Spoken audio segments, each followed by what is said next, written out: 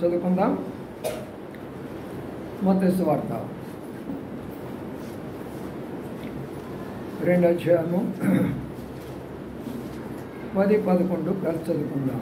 కలిసి ఉన్నాయి, కలిసి చదువుకుందాం. మత్తయి సువార్త 2వ అధ్యాయము 10, 11. వారు ఆ నక్షత్రమును చూసి అధ్యాహ్న భక్తులై ఇంటిలోనికి వచ్చి తల్లి అయిన మరియను ఆశీస్సును చూసి సాగిలపడి ఆయనను పూజించి తమ పెంటలు విప్పి బంగారపు సాంప్రదాయములను కానుకలుగా ఆయనకు సమర్పించి చాలు లేఖన భాగాన్ని ప్రవాసంచి దీవించిన కాక ప్రార్థన చేసుకుందాం. ప్రియగల మాపులో తండ్రి, నమ్మకమైన మా దేవానికి కొంత స్తోత్రాలు చెల్లించుకుంటున్నాం. ప్రభా ఈ ఉదయకాల సమయంలో కొనియాడి పాడి కీర్తించడం అనే పాటల ద్వారా మిమ్మల్ని కొనియాడు కొరక మీరు ఇచ్చిన సమయాన్ని బట్టి మీ స్తోత్రాలు. మీరు పాటలు మాత్రమే కాకుండా మనకు ఆరాధన కూడా కోరాడు మాటల ద్వారా. కాబట్టి తండ్రి, మేము మిమ్మల్ని ఆరాధించే మనకు మీ వాక్యం మేము చదువుకొని అర్థం చేసుకొని ఆ రీతిగా ప్రభా మేము తండ్రిలో ఆరాధించడానికి కొరకే సహాయపడుతుంది. మన విదాసాన్ని మనం జ్ఞాపకం చేసుకొని మీ ఆత్మతో అభిషేకించి విధాల మాటలు దయచేయవలసిందిగా వేడుకుంటున్నాం. అందుకు ఆవశ్యకత మేము అప్పుడు అందిస్తున్నాం. ఇంకా చాలా మంది నిరావశ్యం అనుకుంటున్నారు. సకాలంలో నడిపించండి. ఆరాధన కొరకే సిద్ధపరచండి. విధాల కార్యపరి కొందనాలు స్తోత్రాలు చెల్లించుకుంటూ యేసు పరిశుద్ధ నామమున స్తుతించి ప్రార్థించి కనపరిచి వేడుకుంటున్నాము తండ్రి. ఆమేన్. ఇక్కడ మనము చూస్తే ప్రభువైన యేసు క్రీస్తు వారు పుట్టిన సందర్భంలో తూర్పు దేశం నుంచి వచ్చిన జ్ఞానులు ఆయన ఆరాధించారట. అదేంటి చిన్నపిల్లలను పట్టుకొని ఆరాధించడం? అదే కదా మనకు వచ్చినటువంటి సందేహం. ఒక పెద్దవాళ్ళ దగ్గరికి వెళ్తారు, ఒక స్వామి దగ్గరికి వెళ్తారు, గుడిలో ఉన్న పూజారి దగ్గరికి వెళ్తారు, లేదా ఒక విగ్రహం దగ్గరికి వెళ్తారు, ఒక గుడిలోకి వెళ్తారు, అక్కడ ఆరాధిస్తారు, పూజిస్తారు, అవన్నీ చేస్తారు. అది సహజంగా ఉంటాయి కదా. చిన్న పిల్లోడు ఇంట్లో ఉన్న పిల్లోడి దగ్గరికి వచ్చి ఆరాధన చేయడం ఏంటి? అది కూడా జ్ఞానులు అనేవారు, అది కూడా మరి వయసులో పెద్ద అయినటువంటి వారు. ఏమిటి యొక్క విచిత్రం? అంత జ్ఞానులు అంత దూరాన్ని నుంచి ఒక చిన్న పిల్లోడిని చూసి, ఒక చిన్న బాలుని చూసి ఆరాధించడమా, సాగిలపడమా, అర్పణలు అర్పించడమా? ఏమిటి ఇదంతా కూడా? మనం ఎన్నోసార్లు వింటూ వస్తాం కదా. అంటే దాని అర్థం ఏంటంటే, ఆ చిన్న బిడ్డలో వారు ఏదో చూశారు, ఏదో ప్రత్యేకత చూశారు. ఆ చిన్న బిడ్డలో ఈయన బాలుడు అని వాడు చూడలా, ఆయన చూడలా. అందుకనే ఆయన ఎలాంటి వాడు అనేది వాడు చూస్తూ వచ్చాడు. కానీ ప్రియులారా, మనం కూడా దేవుని సన్నిధికి వచ్చినప్పుడు ఆరాధన చేయబోయినా, దేవుని వాక్యం వినాలన్నా, ఏ పరిచయం చేయాలన్నా ఆయన ఏమై ఉన్నాడో ముందు మనం తెలుసుకోవాలా. ఆయన ఏమై ఉన్నాడో మనం తెలుసుకోకపోతే మనం ఆయన ఇవ్వాల్సినటువంటి గౌరవం ఇవ్వలేము, ఆయనకి ఇవ్వాల్సిన మర్యాద ఇవ్వలేము, ఆయనకి ఇవ్వాల్సిన ఘనత ఇవ్వలేము. అందుకని వాళ్ళు అది గమనించారు కాబట్టి ఇప్పుడు ఏమంటున్నారు? సాగిలు పడుతున్నారు, ఆరాధిస్తున్నారు. కానీ మొదటి పాట మనం నేర్చుకునే మొదటి పాఠం ఏమనగా, ప్రతి ఒక్కరము కూడా ప్రభు ఏమై ఉన్నాడు ఇక్కడ, ఆయన నాకు ఎలాగా ప్రత్యక్షమవుతున్నాడు ఇక్కడ మనకు తెలుసు. ఆయన ప్రత్యక్షతలన్నిటిలో అనేకమైనటువంటి రూపురేఖలు ఉంటాయి బైబిల్ గ్రంథంలో. భూలోకంలో దాదాపు ఎన్ని రూపురేఖలు ఉన్నాయో ఆ రూపురేఖలన్నీ కూడా దేవునికి ఉన్నాయి. కానీ అన్నిటికంటే మొట్టమొదటిది ఏంటంటే శబ్ద స్వరూపుడు, అంటే శబ్దం. ఆయన నోటు వాక్కు, ఆయన శబ్దం. కానీ దేవుడు మనకి ఇక్కడ ప్రత్యక్షం అవుతాడు అంటే తెల్లటి యొక్క వస్త్రాలు వేసుకొని, మరి నల్లటి యొక్క పెట్టుకొని, లేక సిలువ వేసుకొని అట్లా ప్రత్యక్షం కాడు. చాలామంది అలాగ అనుకుంటాడు. అలాగే ఆయన ప్రత్యక్షం అవ్వడు. ఆయన ప్రత్యక్షత ఎలాగా ఉంటుంది అంటే వాక్యం ద్వారా నీకు ప్రత్యక్షం అవుతాడు. వాక్యం ద్వారా నీకు ప్రత్యక్షం అవుతాడు. ఆయన ఏమై ఉన్నాడో ఈ వాక్యం ద్వారా నీకు ప్రత్యక్షమైనప్పుడు అది నువ్వు గుర్తుపెట్టుకొని, ప్రభువా నీవు ఇంత గొప్పవాడుగా నాకు తెలియని విషయము అనుకంటాడు. లేఖనాలను మీరు పరిశోధించినలా నన్ను తెలుసుకుంటారు. దేవుని తెలుసుకోవాలంటే ఏం చేయాలమ్మా? లేఖనాలను పరిశోధించాలా. ఎంతగా మనం లేఖనాలను పరిశోధిస్తూ వస్తామో అంతగా మనకేం జరుగుతుందంటే దేవుడు ఏమై ఉన్నాడో తెలుస్తూ వస్తుంది. అందుకని గత రాత్రి పడుకొని నిద్రపోతూ 2:30కి నాకు మెలకు వచ్చింది. రేపు ఆరాధనకు కూడా నేను వర్తమానం ఇవ్వాలి కదా, ఏ వర్తమానం ఇవ్వాలయ్యా అని ప్రార్థన చేశారు 2:30 గంటలు. అప్పుడు ప్రభు ఆ సమయంలో నాకు ఈ విషయాలు ప్రత్యక్షపరుస్తూ వచ్చాడు. అవి మీతో కూడా పంచుకోబోతున్నాను. ప్రభు ఏమై ఉన్నాడు అనేది వాక్యం ద్వారా మనం తెలుసుకుంటామే కానీ ఇది ఒక రూపు, ఇది ఒక రకమైనటువంటిది అక్కడ కనబడదు. దేవుడు తన యొక్క ఆత్మ దేవుని యొక్క సంఘంలో ఉంచుతాడు. దేవుడు తన యొక్క దాసుని అభిషేకిస్తాడు. ఆ వాక్యం ద్వారా ప్రజలకు ఆయన ఏమై ఉన్నాడో తెలియజేస్తాడు. దానిని బట్టి వాళ్ళు ఏం చేస్తారంటే ఆరాధిస్తారు. రండి ఇప్పుడు మనం గమనించినట్లయితే మత్తయి సువార్తలో మరి మాటలు జ్ఞాపకం చేసుకున్నాం. 7వ అధ్యాయంలో కొద్దాం రండి. మత్తయి సువార్త 7వ అధ్యాయము 28వ వచనము అందరికీ కలిసి చదువుకుందాం. 28వ వచనము. యేసు ఈ మాటలు చెప్పి ముగించినప్పుడు జనసమూహము ఆయన బోధకు ఆశ్చర్యపడుచుండిరి. అది మొట్టమొదటిగా ఇక్కడ మనకు జ్ఞాపకం చేసుకున్నది అంటే ప్రభువు పరిచర్య ప్రారంభించమునుపు ఆయన చేసిన మొదటి పనినే చెబుతున్నాను. ఆయన చేసిన మొట్టమొదటి పని కొండ మీద ప్రసంగం అంటారు దీన్ని.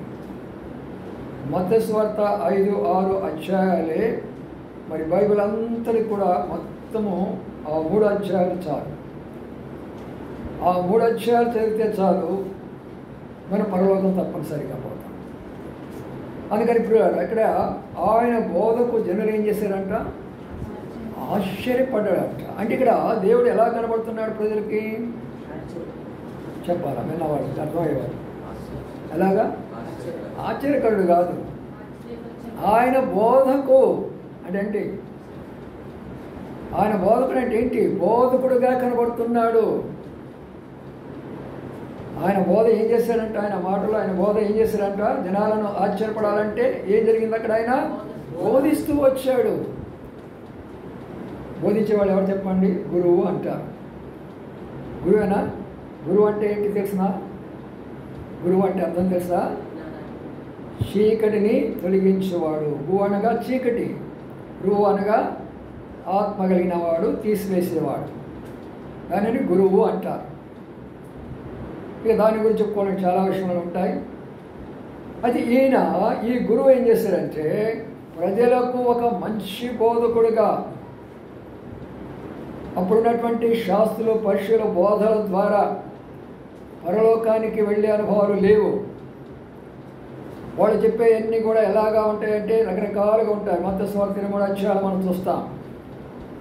అందుకని ప్రభు అన్నాడు, మీరు సున్నం కొట్టిన సమాధులు రా బాబు అని అన్నాడు. మీరు పైకి అనేకమైన బరువులు మోపుతారు, కానీ మీరు వేలితో కూడా పైకి వస్తారని చెప్పేస్తున్నాడు. చూసారా ప్రియులారా, అనేకుల బోధలో చిక్కుకొని పోయినారు. ఈ బోధలో నుంచి బయటికి రావాలి కాబట్టి నేను ఏం చేయాలి? వాళ్ళకి ముందు బోధించాలి. ముందు చనిపోవడం కాదు, అది చివరి దశ. ఆయన చనిపోవడం అనేది చివరి దశ. కానీ మొదటి దశ చూడండి ప్రభుది ఎలాగా ఉన్నది అని మనం గమనించినట్లయితే ప్రియులారా, మంచి బోధకుడుగా ఉన్నాడు. ఆయన బోధకు ఎంతో ఆశ్చర్యపడిపోతున్నారు జనాలు. మరి ఎంతోమంది శాస్త్రులు ఉన్నారే, ఒకరు ఆశ్చర్యపడలేదే? ఎంతోమంది అక్కడ పరిచయాలు ఉన్నారే, పండితులు ఉన్నారే, ఎవరి బోధ కూడా ఆశ్చర్యపడలేదే? ఆఖరికి జాన్ ద బాప్టిస్ట్ ఆయన కూడా బోధ చేశారు, కానీ ఆశ్చర్యపడలేదే? మరి ప్రభు యొక్క బోధ ఎందుకు ఆశ్చర్యపరిచింది అంటే, ప్రపంచంలో ఎవ్వరు కూడా బోధించినటువంటి బోధ చేశాడు ప్రభువు యేసుక్రీస్తు వారు. అలాంటి బోధ ఎవరు చేస్తుండరు. ఒక మాట చెప్తున్నాను, 2 మాటలు చాలు ఆయన బోధలు అన్నిటికంటే. ఒక మాట ఏంటంటే, నిన్ను వల్ల నీ పొరుగువాన్ని ప్రేమించమని చెప్పాడు. నిన్ను వల్ల నిన్ను పొరుగువాన్ని ప్రేమిస్తే ఎక్కడ ప్రపంచంలో తగాదాలు కానీ, గొడవలు కానీ, కొట్లాడు కానీ, ఇండ్లల్లో కానీ, బయట కానీ, ఆఫీసులో కానీ ఎక్కడ ఉండవు. ఒక్క బోధ చాలు మనం ప్రేమిస్తే. ఒక్క బోధ చాలు ఒకరి యొక్క జీవితం మార్చడానికి. ఇక్కడ చూడండి ఎంత అద్భుతమైన విషయమో. 2 మాట ఏమన్నాడంటే, నీ శత్రువుని ప్రేమించమన్నాడు. శత్రువుని ప్రేమిస్తే ఎవరైనా శత్రువులు ఉంటారా మనకు? ఏ భయమైనా మనకు ఉంటుందా? లోకంలో అసలు భయం అనేది మనకు ఉంటుందా? ఇప్పుడు బయట పోవాలంటే భయం కదా. ఏ శత్రువు వస్తాడో, ఎవరు ఎలాగే మన మీద దాడి చేస్తారో. ఇంత శ్రేష్టమైనటువంటి ఇంకో మాట అని చెప్పాడు, ఏ స్త్రీ వైపు చూడొద్దని చెప్పాడు. ఏ స్త్రీ వైపు చూడొద్దంటే ఆ మాట మన కానీ పాటిస్తే భూలోకములు ఎలాగుంటుందో తెలిసిన ప్రతి కుటుంబం సంతోషంగా ఉంటుంది. ఇప్పుడు ఎన్ని కేసులు వస్తున్నాయి? ఈ అబ్బాయి ఆ అమ్మాయిని ప్రేమించింది, ఆమె ఆయన ప్రేమించాడు, నా కుటుంబం అంతా కొల్ల చేశాడు, ఈ కుటుంబం అంతా కూలిపోయిందని. ఎందుకు ఇవన్నీ? ఆయన బోధ ఒక్క మాట ఇంటి సరిపోతుందిగా. నరహత్య చేయొద్దని చెప్పాడు. ఇప్పుడు ఎంతమందిని రోజుకు చూస్తూనే ఉన్నాం, అసలు నరహత్యలు చేస్తూనే కూర్చున్నారు, చేయించేవాడు, చేస్తున్నవాడు. ఇలాంటి బోధ ఏ గ్రంథాల్లో లేదు, ఏ పురాణాల్లో లేదు, ఏ ఇతిహాసాల్లో లేదు. కాబట్టి ప్రియమైన సోదరి సోదరులారా, ఆయన యొక్క బోధకు ఆశ్చర్యపడిపోతున్నారు. ఆ తర్వాత ఇప్పుడు ఆయనను ఆరాధిస్తుంటున్నారు జనాలు. అందుకని మనం చదువుకున్న మాట ఏంటంటే, వారు సాగిలపడి ఎందుకు నమస్కారం చేసినంటే, రానున్న దినాల్లో ప్రపంచానికే బోధకుడు కాబోతున్నాడు ఈయన. ఆయన బోధ ద్వారానే ఆయన వైపు తిప్పుకోబోతున్నాడు ప్రపంచం అంతా కూడా. అందుకని ప్రియులారా, ఆయన బోధకు ఆశ్చర్యపడిన వాడిగా ఉన్నారు కాబట్టి, ఆ బోధకుని యొక్క బోధ విన్నారు కాబట్టి వారి జీవితాలు మార్చబడుతూ వచ్చినాయి. వారి జీవితాలు మార్చబడుతూ వచ్చినాయి. మరి మనం ఎంతకాలం నుంచి ఆయన బోధలు వింటున్నాం? ఎన్ని సంవత్సరాల నుంచి ఆయన బోధలు వింటున్నాం? మరి మన జీవితాలు ఎందుకు మార్చబడలేకపోతున్నాయి? దానికి గల కారణాలు ఏమిటి? ఆ బోధ లోనైపోతేగా, ఆ వాక్యం లోనైపోతే కదా, ఆ వాక్యం హృదయంలోకి వెళితే కదా. అందుకనే ఉదయకాల సమయంలో ప్రభువా, ఈ రోజున నేను నిన్ను ఆరాధిస్తున్నానంటే నీవు నాకు మంచి బోధకుడై ఉన్నావు. నేను బైబిల్ చదువుతున్నప్పుడు నీవు నాతో మాట్లాడుతున్నావు ప్రభువా. నేను మందిరంలో కూర్చున్నప్పుడు నీవు నాతో మాట్లాడుతున్నావు ప్రభువా. నేను ప్రయాణం చేస్తున్నప్పుడు నీ స్వరం నేను వింటున్నాను ప్రభువా. అందుకని నేను స్తుతించి ఆరాధిస్తున్నాను ప్రభువాని. ప్రభుని మనం ఆరాధించాలి. కాబట్టి మొదటిగా ప్రభు ఇక్కడ ఒక మంచి బోధకుడిగా కనబడుతూ ఉంటున్నాడు. రెండవ దానికి వెళ్దాం రండి. అక్కడే మత్తయి సువార్త 14వ అధ్యాయంలోకి వెళినప్పుడు మత్తయి సువార్త 14వ అధ్యాయంలోకి వస్తే అక్కడ ఒక విషయాన్ని మనం గమనిస్తాం. మత్తయి సువార్త 14వ అధ్యాయము 20 వచనాలు కలిసి చదువుకుందాం. 20 వారందరూ తిని తృప్తి పొందిన తర్వాత మిగిలిన మొక్కలు 12 గంపలు ఎత్తిరి. చూడండి, ఇక్కడ బోధ చేశాడు, అయిపోయింది. ఇక్కడ ఏం చేస్తున్నాడు ఆయన? అమ్మా ఏం చేస్తున్నాడు? ఆహారం పెట్టేది ఎవరు? ఆహారం పెట్టేది ఎవరు? అమ్మ, నాన్న, అంతేనా? అవునా కదా? చెప్పడే. ఆహారం పెట్టేది ఎవరు? తల్లి లేక తండ్రి. వారికి పిలిచి బుజ్జగించి చిన్నతనం నుంచి నోట్లో తినండి అయ్యా, భోజనం తినండి అయ్యా, నోట్లో అంటే మనం బాగానే ఊస్తున్నా కూడా నోట్లో నెడతా ఉంటారు. అంటే దాని అర్థం ఏంటి? ఇక్కడ బోధకుడుగా కనబడటంలా ఎలా కనబడుతున్నాడు? ఇక్కడ తండ్రిగా, తల్లిగా కనబడుతుంటున్నాడు. మరి ఆకలి తీర్చేవాడుగా కనబడుతుంటున్నాడు. వారమంతా నీ ఆకలి తీర్చాడే, శుభ్రంగా వారమంతా రకరకాలుగా వెజిటేబుల్, నాన్ వెజిటేబుల్ ఏమేమో తింటూ వచ్చారు కదా. నా ఆకలి తీర్చేవయ్యని ప్రభుని స్తుతించవా? ఆరాధన వచ్చి పాటలు అయిపోయిన తర్వాత, ఆరాధన అయిపోయిన తర్వాత, వాక్యం అయిపోయిన తర్వాత వచ్చి ఆరాధన చేస్తూ ఉంటారు. ఇక్కడున్న మాట చూడండి, ప్రభు నా ఆకలి తీరుస్తూ వచ్చావు. అక్కడ నాకు బోధకుడిగా కనబడుతూ వచ్చావు, ఇక్కడ నాకు ఎలా కనబడుతున్నావు? నా ఆకలి తీర్చి నా తండ్రి అయ్యా. ఈ అరణ్యమనే ఈ లోకములో ఎన్నో కష్టాలు శ్రమలు పడుతూ అనేకులకు బోధన లేనటువంటి ఈ లోకములో, ఎన్నో ఇబ్బందులు పడుతున్నటువంటి ఈ లోకములో నా ఆకలి తీరుస్తున్నావు ప్రభువా, అందుకు నేను స్తుతించి ఆరాధిస్తున్నానని ఒక తండ్రిగా మనం చూడాలా ఆయనను. ఈ రోజున ఒక బోధకునిగా చూడాలా ఈరోజు ఆయనను మనము.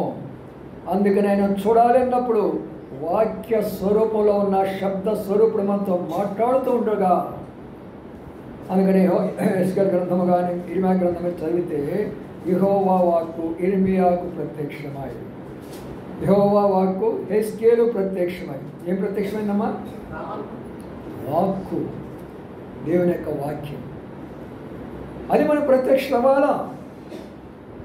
ఆ ప్రత్యక్షత ప్రభువా ఈ రోజున నా శరీర సంబంధం నాకు అంతా తీర్చావు, అందుకని నేను ఆరోగ్యంగా ఉన్నాను. అంతేకాదు ఆత్మీయులు ఏమని చేస్తారు తెలిసిన ఆరాధన, ఈ వారం అంతా నా ఆత్మీయులైనటువంటి ఆహారం కూడా నాకు ఇచ్చేవయ్యా, నాకు ఆత్మకు కావలసినటువంటి వాక్యం నాకు ఇచ్చావు.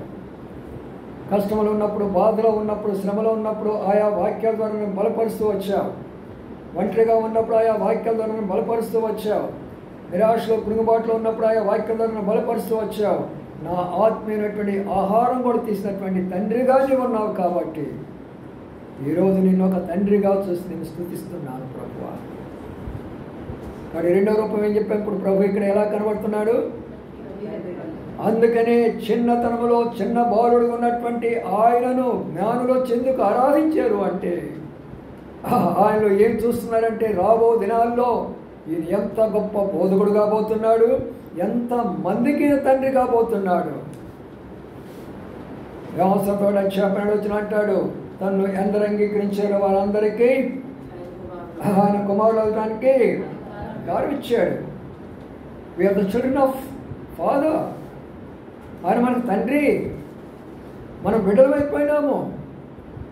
గడిపిల్లారా ఆరాధించే మనకు ప్రభువా, నన్ను కుమారుడిగా కుమార్తెగా చేసుకున్నావా, ఆత్మీయ ఆహారం ఇస్తున్నావు, శరీరమైన ఆహారం ఇస్తున్నావు ప్రభువా, నీకే వందనాలు స్తోత్రాలయ్యా అని ప్రభుని స్తుతించి ఆరాధించే వారంగా ఉన్నాం. మూడో విషయాన్ని కూడా వెళ్తాం, చూద్దాం రండి. అక్కడ ఉన్న విషయాన్ని చూసినట్లయితే మత్తయి సువార్తలోనే ఉంటుంది ఈ విషయం కూడా. మత్తయి సువార్త 8వ అధ్యాయంలోకి వద్దాం. మత్తయి సువార్త 8వ అధ్యాయంలోకి వస్తే 13వ వచనం చదువుకుందామా?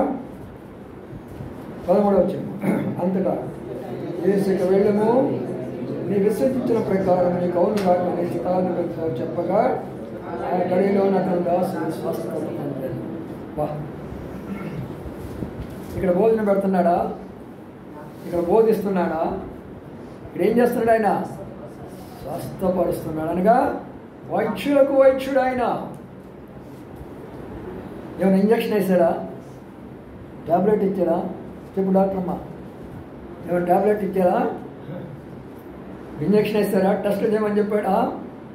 ఎక్స్రే తీసుకొని రమ్మని చెప్పాడా? ఏం చేశాడు ఆయన? చెప్పండి, మీరే చెప్పండి. ఒక్క మాట, ఓ చెప్తున్నాను, నీ దాసును స్వస్థపడతాడు. పక్షవాయు రోగం వచ్చేస్తుంది, పడిపోయినాడు మంచం మీద, లేవలైపోతున్నాడు, ఏడుస్తున్నాడు, ఎవరేం చేయలేకపోతున్నాడు. ఒక్క మాట చాలు, ఒక్క మాట అయినా అంతే. ఏమన్నాడు? ఏమి వెళ్ళు, నువ్వు నీ విశ్వసించిన ప్రకారం నీకు అయిపోతుంది. ఒకసారి ఆలోచన చేయండి. ఈలో ఉన్నటువంటి గొప్పతనం ఏంటంటే గొప్ప వైద్యులకు వైద్యుడు. ఎందుకు ఆ మాట ఉపయోగించాను నేను? వైద్యులకు వైద్యుడని ఎందుకు ఉపయోగించాను? బోధకులకు బోధకుడని ఎందుకు ఉపయోగించాను? తండ్రులకు తండ్రి అని ఎందుకు ఉపయోగించాను? ఏ తండ్రి అయినా చెప్పండి, ఏ తండ్రి అయినా నలుగురికి భోజనం పెడతాడు, ఒక 10 మంది పిల్లలకు భోజనం పెడతాడు, అంతేనా? మన కుటుంబాలు అంతేనా ఉండేది? మా ఉంటే 10 మంది పిల్లలు ఉన్నారు అనుకోండి. అది మా కాలం. మీ కాలం పోయిందిలే. మీ కాలంలో 2 లేక 3. అయితే ఈ తండ్రి ఎంతమంది భోజనం పెట్టాడు అక్కడ చెప్పండి? 1000 మందికి పెట్టాడు. అందుకని తండ్రులకు తండ్రి ఆయన. తండ్రులకు తండ్రి ఆయన ఎందుకన్నాడంటే 1000 మందికి ఒక తండ్రి పెడుతున్నాడు కాబట్టి తండ్రులకు తండ్రి. ఈయన వైద్యులకు వైద్యుడని ఎందుకన్నామంటే వైద్యులందరూ కూడా ట్యాబ్లెట్లు ఇచ్చి బాగు చేస్తారు, ఇంజక్షన్ ఇచ్చి బాగు చేస్తారు, టెస్ట్ చేసి బాగు చేస్తారు, ఈ రకంగా బాగు చేస్తారు. కానీ ప్రభు ఎలా చేస్తాడు? వాకుడు ద్వారా, నోటి మాట ద్వారా ఆయన అద్భుతమైనటువంటి స్వస్థత ఇచ్చేవాడిగా కనబడుతున్నాడు. నా ప్రియమైన సహోదర సహోదరి, ఉదయకాల సమయంలో ప్రభుని ఆరాధించమని వారంతలో ఎన్నిసార్లు మనం అనుకున్నాం కదా, ప్రభువా తలనొప్పి వచ్చింది, ప్రభువా కడుపు నొప్పి వచ్చింది, ప్రభువా కాళ్ళు నొప్పి వచ్చింది, ప్రభువా ఇది బాధలయ్యా నాకు అన్నప్పుడల్లా నేను ప్రభు స్వస్థపరచలేదా? అన్నప్పుడల్లా నేను ప్రభు ఆరోగ్యస్తురా లేదా? అందుకని ప్రభువుని ఈ రోజున నీవు నాకు ఎలాంటి వాడివి అంటే వైద్యుడు అయ్యా, నీవు నాకు ఎలాంటి వాడు అంటే తండ్రివయ్యా, నువ్వు ఎలాంటి వాడు అంటే బోధకుడు అయ్యా. వీళ్ళ ఎంత గొప్ప విషయం ఒక్కసారి అర్థం చేసుకున్నా. అందుకని తూర్పు జ్ఞానులు ఆయన ఎందుకు ఆరాధించారని మనం గమనించినట్లయితే ఆయనలో రాబో దినాల్లో ఆయన చేసినటువంటి గొప్ప విషయాలు అక్కడ వాళ్ళు చూడబోతున్నాడు. రండి మరొక విషయానికి వస్తాము. మత్తయి సువార్తలోనే మరొక రూపాన్ని మనం ఇక్కడ చూడబోతున్నాం. చాలా రూపాలు ఉంటాయి కానీ అన్నీ చెప్పను, మరి రెండు చెప్పేసి మనం ఆరాధనలకు వెళ్ళిపోతాం. మత్తయి సువార్త 25వ అధ్యాయం 14 వచ్చింది. సహోదరు చదవండి. 14 వచ్చింది. పరలోక రాజ్యము ఒక మనుషుడు దేశాంతరమునకు ప్రయాణమై తన దాసులను పిలిచి తన ఆస్తిని వారికి అప్పగించినట్లు. చాలు. ఇక్కడ ఎలాగా అంటే ధనవంతుడిగా కనబడుతున్నాడు, శ్రీమంతుడిగా కనబడుతుంటున్నాడు, ఒక యజమానిగా కనబడుతుంటున్నాడు. తన దాసులను పిలిచి సేవించాడు, పనిచ్చాడు. మనం ఏమనుకున్నాం? నేను టీచర్ని, నేను లెక్చరర్ని, నేను సాఫ్ట్వేర్ని, నేను ఆ వేరుని ఈ వేరుని అంటూ ఉంటారే. ఎవరిచ్చారు నీకు ఇవన్నీ?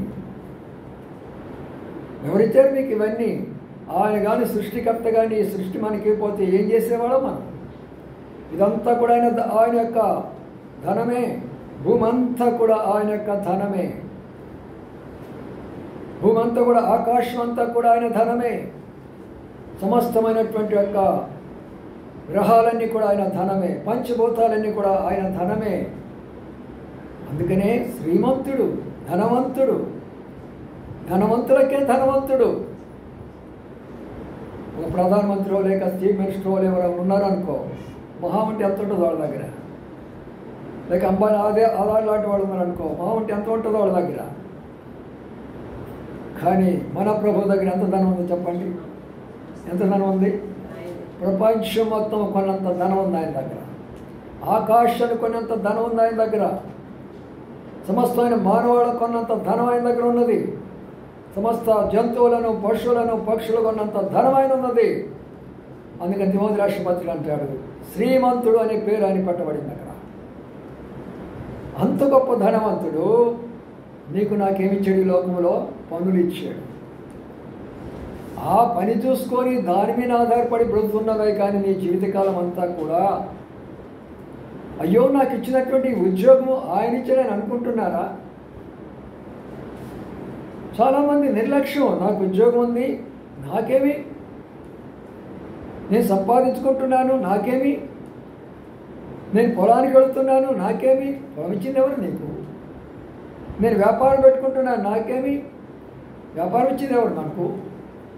ఆఫీసులో ఉద్యోగాలు ఇచ్చాడు, ఎక్కడి నుంచి వచ్చింది? ఎవరిచ్చారు? మీరు ప్రభుత్వాలు ఇచ్చారంటారు. ప్రభుత్వాలకు ఎవరిచ్చారు? శ్రీమంతుడు ఆయన పిలిచి ఆయన ఏం చెప్తున్నాడంటే వాళ్ళని పిలిచి ఏం చేస్తాడంట? పంపిస్తున్నాడు, పనికి పంపిస్తున్నాడు. అంటే దాని అర్థం ఏంటంటే ఎంతమంది ఉద్యోగస్తులు ఉన్నారో ఇక్కడ, ఎంతమంది అయితే ఆ ఉద్యోగం చేసుకుంటున్నారో, రకరకాలైన పనులు చేసుకుంటున్నారో, నీవు కృతజ్ఞుడై ఉండి దేవునికి నీవు స్తుతి ఆరాధన చెల్లించాలా. రక్షణ ప్రక్కన పెట్టు, అది తర్వాతకు వస్తాను దాని విషయం. ముందు ఒక సాధారణంగా చెప్తున్నాను నేను, నీకు ఎంత గొప్ప స్థాయి ఇచ్చినటువంటి వాడు, ఉద్యోగాలు ఇస్తున్నటువంటి వాడు, పని ఇస్తున్నటువంటి వాడు, ఆయన యజమానిగా ఉంటున్నాడు, మనం దాసులుగా చేశాడు, రకరకాల పనులు ఇస్తుంటున్నాడు. ప్రభువా ఇంతగా నన్ను ప్రేమించేవా, నాకెంత గొప్ప పనులు బాధ్యతలు అప్పగిస్తున్నావా? సరే, వాళ్ళు గవర్నమెంట్ ఉద్యోగస్తులు. ఇప్పుడు దేవుని ఇంటిలో ఉన్నవాళ్ళు అన్నిటికంటే పెద్ద ఉద్యోగం ఏదంటే దేవుని యొక్క సేవ. ఎందుకు పెద్ద ఉద్యోగం అన్నానంటే ఏ ఉద్యోగం వచ్చినా నీ వరకే, తర్వాత నువ్వు రిటైర్ అయిపోతావు. అక్కడ ఒక స్కూల్లో కానీ, ఒక కాలేజీలో కానీ, ఒక హాస్పిటల్లో కానీ, లేక ఒక కంపెనీలో కానీ, ఒక ఇండస్ట్రీలో కానీ, ఒక రైల్వే డిపార్ట్మెంట్ కానీ, ఒక బ్యాంకులో కానీ ఒకడే రిటైర్ అయిపోతావు, అంతే, ఫినిష్. కానీ దేవుని సేవకుడికి రిటైర్మెంట్ ఉండదు. మీరు అక్కడికే చేస్తారు. దేవుని సేవకుడు ప్రపంచం అంతా తిరిగే హక్కు ఉంది. ప్రతి ఒక్కరి దగ్గరికి వెళ్ళి వాక్యం చెప్పే హక్కు ఉంది. ప్రతి ఒక్కరి ఇంటిలో భోజనం చేసే హక్కు ఇచ్చాడు దేవుడు. ఇప్పుడు నేను వెళ్ళాను అనుకో, ఏ ఇంటికి వెళ్ళినా పిలుస్తారు, అంత భోజనం పెట్టేస్తారు. ఎందుకని? దైవ సేవకుడు ఆయన, భిక్షగాడు కాడు ఆయన. ఇక్కడే కాదు, భారతదేశం కాదు, ఏ దేశం పోయినా కూడా అలాంటి యొక్క గౌరవం అనేది మనకు ఉంటుంది. అందుకని ప్రియమైన సోదరి సోదరులారా, ఎందుకు ఈ విషయం నేను మీతో చెప్తున్నానంటే, ధనవంతుడైనటువంటి ఆయన ఇంటిలో మనకిచ్చాడు బాధ్యతలు. ఆ బాధ్యతను బట్టి ప్రభుని స్తుతిస్తూ రావాలా. ప్రభువా నేను దీనికి అర్హును కాదు, అర్హురాలను కాదు, నీ ఇంటిలో నాకు కొన్ని బాధ్యతలు ఇచ్చారు, లోకంలో కొన్ని బాధ్యతలు ఇచ్చారు, ఇంటిలో కొన్ని బాధ్యతలు ఇచ్చారు. ప్రభువా అందుని బట్టి నేను స్తుతించి నేను ఆరాధిస్తున్నానని ప్రభుని స్తుతించి కనపరచాలి. మరి ఒక మాట చదువుకుందాము. ఆ మాటను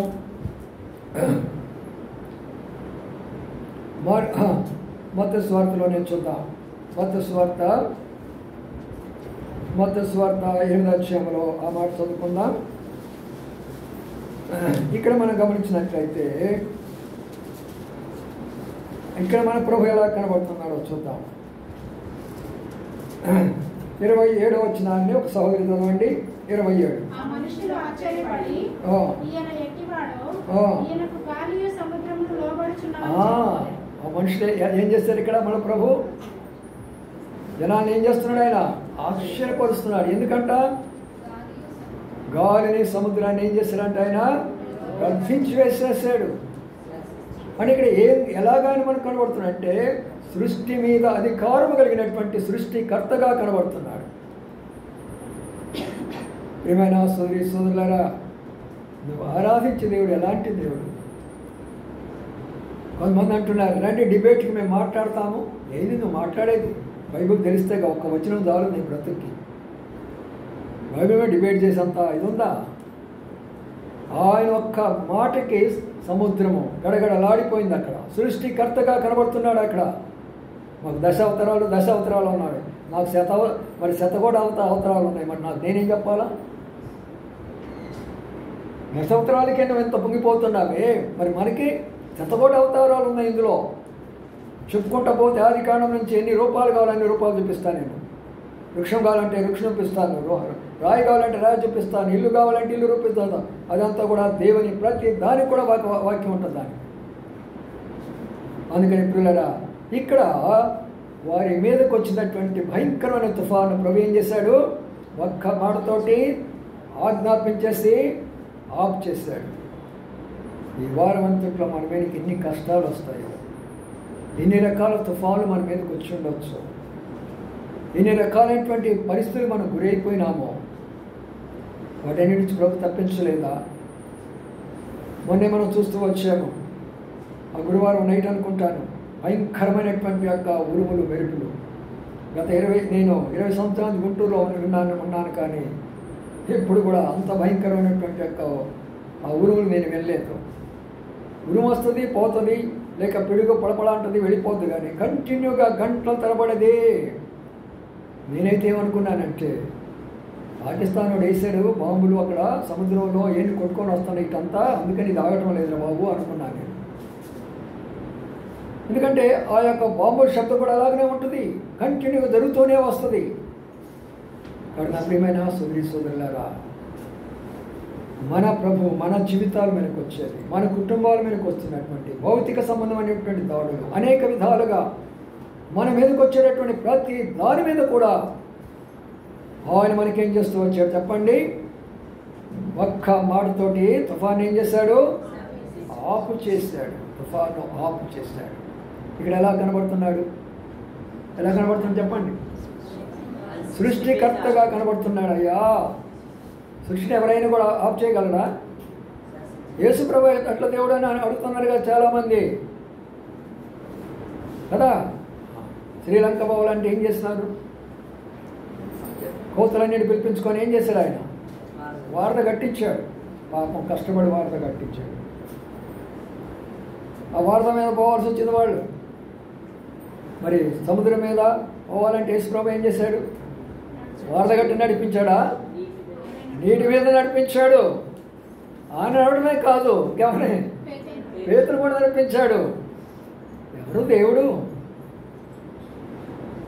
అమాయకమైన జనాంగం, అర్థం తెలియనటువంటి జనాంగం ఉన్నారు ఈ రోజున.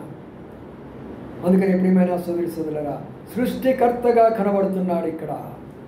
నీవు నమ్మినటువంటి దేవుడు మొదలు ఎలా కనబడ్డాడని చెప్పాను? బోధకులకు బోధకుడు. అలాంటి బోధ ప్రపంచంలో ఎవరి దగ్గర లేదు.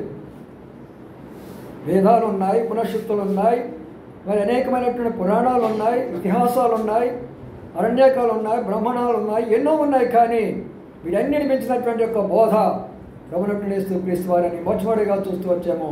ఆ బోధ విన్న కాలం చేసి నా జీవితం మార్చే ప్రభువా నీకు వందనాలని ప్రభువును స్తుతించాలి.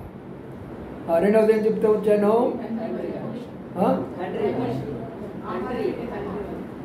సరే చెప్పండి, మీరు చెప్పండి. తండ్రి వలే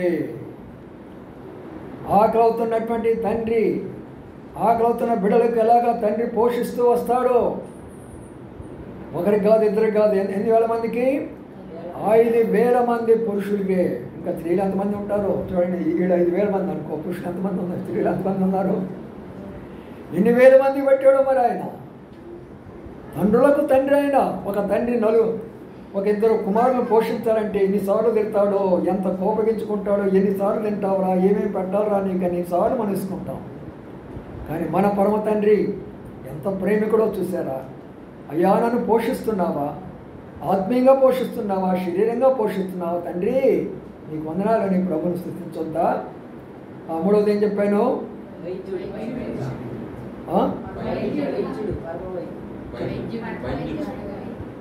వైద్యుడు అనగా ఏంటి? డాక్టర్లకు డాక్టర్. మిగతా డాక్టర్లు అందరూ కూడా ట్యాబ్లెట్లు ఇచ్చి బాగు చేసేవాళ్ళు, ఆపరేషన్ చేసి బాగు చేసేవాళ్ళు. ఈయన నోటి మాట ద్వారా, తాకుడు ద్వారా. నా ప్రియమైన సోదరులారా, ఇలాంటి గొప్ప ప్రభువు నమ్ముకున్న మనము దేనికి సిగ్గుపడాలా, దేనికి భయపడాలా, ఎవరికి భయపడాలా? అందుకనే తూర్పు జ్ఞానులు వచ్చి బాలుడు చూడటంలా వాళ్ళు ఎవరిని చూస్తున్నారు? గొప్ప బోధకుడు చూస్తున్నాడు. ఎవరిని చూస్తున్నాడు? తండ్రిని చూస్తున్నారు. ఎవరిని చూస్తూ ఉంటున్నాడు? కాబట్టి అంత గొప్ప ఆయన మన ప్రభు అయినటువంటి యేసుక్రీస్తు వారు. అంతేకాదు ఇక్కడ మనం చూస్తూ వచ్చాము, ఆయన ఎలాంటి వాడు? సృష్టికర్త. సృష్టిని గడగడలాడించినటువంటి వాడుగా కనబడుతుంటున్నాడు. మరి మాట కూడా చూసుకుందాం. క్లోజ్ చేసుకో ముందు యోహాను సువార్తలోకి వెళ్ళిపోతాం. యోహాను సువార్త 11వ అధ్యాయం. చాలా విషయాలు నేను చెప్పాను, కానీ ఎంత సమయం చెప్పలేదు లేదు. కొన్ని మాటలు మాత్రం చూసుకుందాం. యోహాను సువార్త 11వ అధ్యాయంలో ఆ మాటలు మనం గమనిస్తాం. యోహాను సువార్త 11వ అధ్యాయం 43వ వచనాన్ని అందరూ కలిసి చదువుకుందా. 43, 92వ పేజీ, 43 చదవండి అందరూ. ఆయన అలాగూ చెప్పి లాజరు బయటికి రమ్మని దగ్గర చెప్పగా. చాలు. ఇక్కడ ఎలా కనబడుతున్నాడో చూద్దాం. ఇక్కడ ప్రభు ఎలా కనబడుతున్నాడో చూద్దాం. ఒక్కొక్క దగ్గర ఒక్కొక్క రూపము ప్రభు కనబడుతుంటున్నాడు. మరణించిన వారి దగ్గరికి పోయినాడు. మరణించిన దగ్గర వారి దగ్గర పోయి ఏమంటున్నాడు? చనిపోయిన వారిని ఏమంటున్నాడు? లేచిరా, లేచిరా అంటున్నాడు. ఒక్క మాట. అంటే దాని అర్థం ఏంటి? ఎవరు అనగలరు ఆ మాట చెప్పండి? లేచిరమ్మని మనం అంటే వస్తాడా? ఎవరైనా సరే ఒక పూజారి వెళ్ళి లేచిరమ్మంటే వస్తారా? ఒక్క దేవుడు ఒక మాట అన్నాడు, ప్రాణం పెట్టుటకును దాన్ని తీసుకునే అధికారము నా దగ్గర ఉన్నది. శైతానుడా, మానవుడు నువ్వు ఎన్ని పనులైనా చేయవచ్చు వాడి మీద, కానీ నీవు ప్రాణం మాత్రం ముట్టుకున్నావా? ప్రాణం నాది, ఆ జీవం నాది. అంటే ఇక్కడ ఎలా కనబడుతున్నాడు దేవుడు? సాక్షాత్తు దేవుడుగా అక్కడ కనబడుతూ ఉంటున్నాడు. అక్కడ సృష్టికర్తగా కనబడుతున్నాడు, ఇక్కడ దేవుడిగా కనబడుతున్నాడు. ఎందుకు దేవుడు కనబడుతున్నాడు అంటే మరణించిన వారిని మాటతో లేపినటువంటి ఆయన ప్రభువు యేసుక్రీస్తు వారు. మనం కూడా ఆత్మీయంగా మరణించాం ఒకప్పుడు. మన పాపముల చేత, అపరాధముల చేత చనిపోయినాము ఒకప్పుడు. ప్రభుకి ఎంతో దూరం అయిపోయినాము ఒకప్పుడు.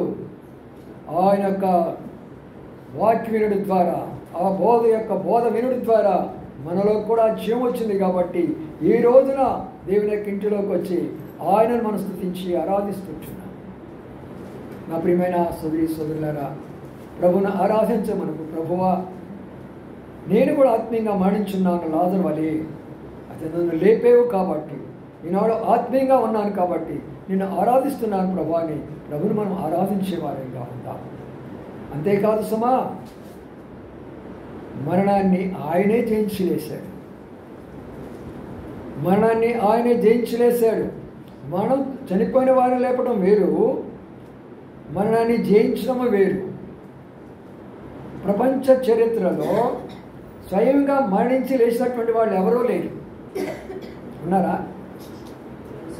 ఎంతోమంది మన యొక్క దేశంలో దేవుడు అనుకున్న వారు ఉన్నారు. చనిపోవడం మనం చూసాము, కానీ వాళ్ళు తిరిగి లేచినట్టుగా ఏ గ్రంథంలో లేదు. చూసారా? వాళ్ళు చెప్తా ఉంటారు, మనకు 2 లోకాలు ఉంటాయంట. ఒకటి దేవలోకము, ఒకటి పాతాళ లోకం అంట. పాపం చేసినటువంటి వాళ్ళు అందరూ చనిపోతారంట. పుణ్యాలు చేసిన వాళ్ళు కూడా చనిపోతారంట. మంచి పుణ్యాలు చేసి పరిశుద్ధంగా జీవించి నీతిగా జీవించిన వాళ్ళు దేవలోకానికి వెళ్ళిపోతారంట. ఇక దేవుల్లో ఉంటారంట. ఇక తిరిగి భూలోకానికి రారంట. చాలా బాగుంది. బైబిల్ కూడా అదే చెప్పేదిగా. చనిపోయిన వాళ్ళు పరిశుద్ధులు ఎక్కడికి వెళ్తారు? దేవలోకానికి వెళ్తారు, పరలోకానికి వెళ్తాం మనము. అది వాడు రెండవది ఏం చెప్పారు తెలుసా? ఎవరైతే పుణ్యాలు చేస్తూ పాపాలు చేస్తూ పుణ్యాలు చేస్తూ పాపాలు చేశారో మీరేం చేస్తారంటే పాతాళ లోకానికి వెళ్తారు. అక్కడి నుంచి నేరుగా చంద్రలోకానికి వెళ్తారు. అక్కడి నుంచి నేరుగా సూర్యలోకానికి వెళ్తారు. అక్కడి నుంచి నేరుగా మేఘాల్లోకి వస్తారు. అక్కడి నుంచి వర్ష రూపంలో తోటలో పడతారు, చెట్లై మొలుస్తారు. బాగుంది. అయ్యే మన జన్మలంటే. ఎందుకంటే నువ్వు చేసిన కర్మను బట్టి నువ్వు చెట్టు అయిపోయినావు అక్కడ.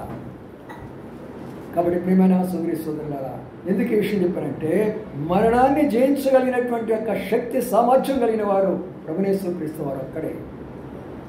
ఈ లోకంలో ఎంతమంది వచ్చినా కూడా ఏ ఒక్కరు కూడా మరణాన్ని జయించలేకపోయినారు.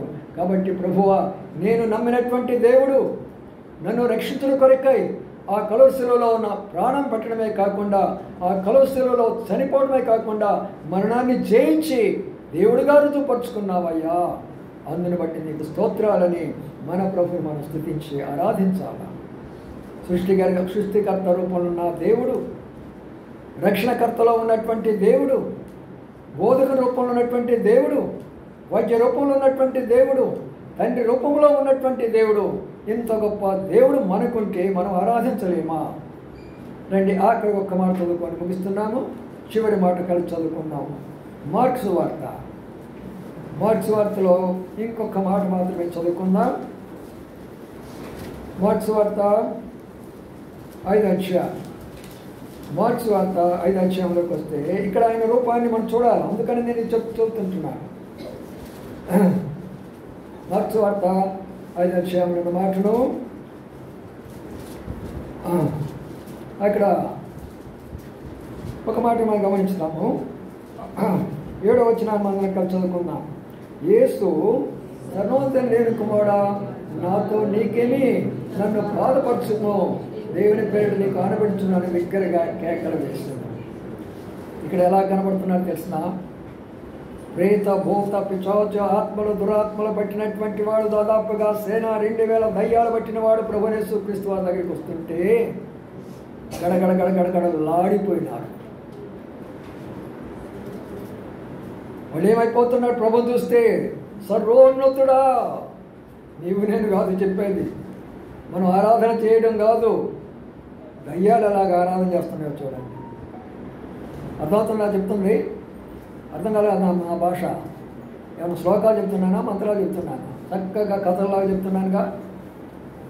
ఏమంటున్నాడు అక్కడ? సర్వోన్నతుడైన దేవుని కుమారుడా, సర్వోన్నతుడు నీవు. ఉన్న ఈ లోకంలో ఎన్నైతే ఉన్నాయో వాడన్నిటిలో ఉన్నతుడు ఎవరైనా ఉన్నాడు అంటే ఆయన నీవేనయ్యా.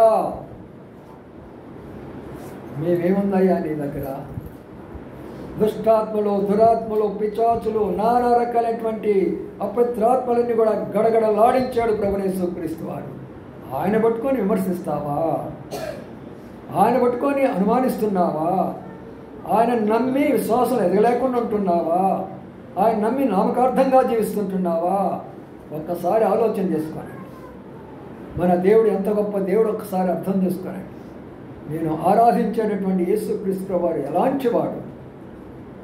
తూర్పు దేశం నుంచి జ్ఞానులు వచ్చారు, ఒక చిన్న బాలుడిని చూశారు, సాగిలపడ్డారు, నమస్కారం పెట్టారు, ఆరాధించారు, అర్పణను ఆయనకు అర్పించారు. ఆ బాలుడిలో ఏముందని చూస్తూ వస్తున్నాం. ఏముంది ఆ బాలుడిలో? బోధకుడుగా ఉన్నాడు, వైద్యులకు వైద్యుడిగా ఉన్నాడు, గురువులకు గురువుగా ఉన్నాడు, తండ్రులకు తండ్రిగా ఉన్నాడు, సృష్టికర్తలు అనుకునే వాళ్ళందరికీ సృష్టికర్తగా ఉన్నాడు, రక్షణించే వాళ్ళందరికీ రక్షణకర్తగా ఉన్నాడు. దయ్యాలు, భూతాలు గడగడలాంచిన సర్వోన్నతుడిగా కనబడుతూ వచ్చినాడు. చివరిగా పెండ్లి కుమారుడిగా రాబోతున్నాడు సంఘాన్ని తీసుకుని వెళ్ళడానికి కొరకే. ఆ పెండ్లి కుమార్తె సంఘంలో నిన్ను నన్ను ఉంచాడు కాబట్టి ప్రభువా, ఇంత ధన్యత నాకు ఇచ్చేవా? పెండ్లి కుమార్తె సంఘంలో నన్ను ఉంచేవా? నీవు వచ్చినప్పుడు నీతో పాటు పరలోక రాజ్యం ఇవ్వడం కొరకై నాకు ఇచ్చిన నీ కృపను బట్టి నీకు వందనాలని ప్రభును స్తుతించి ఆరాధిస్తాము. అందుకని ప్రియమైన సోదరులారా, ఆరాధన అంటే సామాన్యమైన విషయం కాదు. చేతులెత్తి హల్లెలూయా చెప్పండి, చప్పట్లు పట్టండి, ఎగరండి, గంతులంటే కాదు ఆరాధన. ఆయన ఏమై ఉన్నాడో తెలుసుకోవాలి, ఆయన నీకు ఏమి చేశాడో తెలుసుకోవాలి. నీ అనుభవంలో ప్రభుని ఆరాధిస్తాను. రండి, ఆరాధనలోకి వెళదాము. అందరూ మోకాళ్ళ వెనక్కి రండి, కళ్ళు మూసుకోనండి, అటువైపు ఇటువైపు చూడవద్దు. చెప్పిన వాక్యాన్ని హృదయంలో ధ్యానించుకుంటూ రండి. ఆ వాక్యాన్ని అనుభవంతో మనము ప్రభుని ఆరాధించుకున్నాం. సర్వోన్నత స్థలంబులో దేవునికే మహిమా, సర్వాధికారి యేసుని సిలువాసే కలిగేను, సర్వాధికారి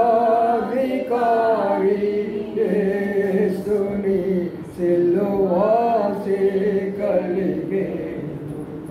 ఆరాధించుకుందాం. ఇంత గొప్ప ప్రభు నీ కొరకై నా కొరకై ప్రాణం పెట్టాడు, రత్నం చిందించాడు. నా కుమారుడు నా కుమార్తెగా నేను స్వీకరించాను. నీకు నేను బోధిస్తూ వస్తుంటున్నాను. నీ కష్టాల్లో నేను తోడై ఉంటున్నాను. నీ మీదకి వచ్చిన తుఫాలో నేను ఎదుర్కొంటూ ఉన్నాను. నీ మరణ పడకలోంచి నేను లేపుతూ ఉంటున్నాను. నేను నీ కొరకై తిరిగి రాబోతూ ఉంటున్నాను. నన్ను ఆరాధించవా లేవు, నన్ను గణపరచవా లేవు అని ప్రభు అడుగుతుంటుండగా ఆరాధనలో ప్రవేశిస్తాము. మొట్టమొదటిగా సండే స్కూల్ టీచర్ ఆరాధన చేస్తారు. సండే స్కూల్ పిల్లల కిందకి వెళ్ళండి. ఆ తర్వాత ఒక సహోదరుడు, ఇద్దరు సహోదరుల దగ్గర ఆరాధనలో పాల్గొనుకున్నాం. ఆరాధన ప్రారంభించింది.